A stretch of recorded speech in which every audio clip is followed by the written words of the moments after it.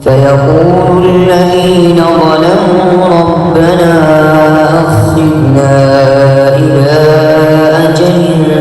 قريب نجب دعوتك ونتبع الرسل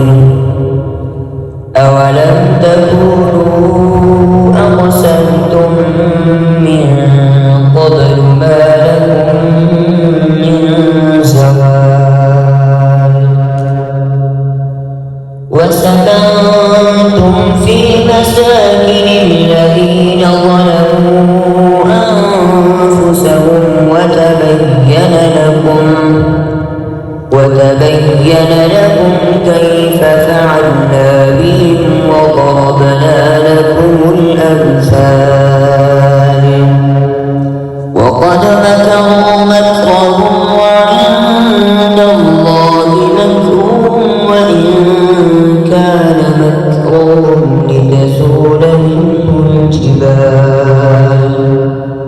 فلا تحسبن الله مخلف وعده رسله إن الله عزيز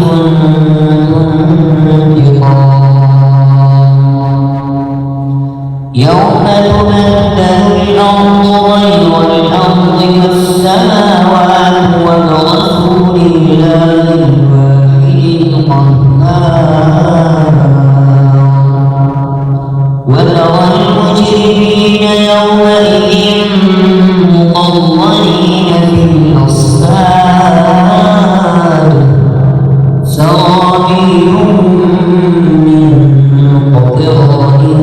وتغشى وجوههم النار ليجزي الله كل نفس ما كسبت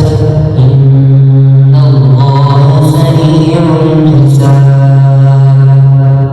هذا بلاغ للناس ولينذروا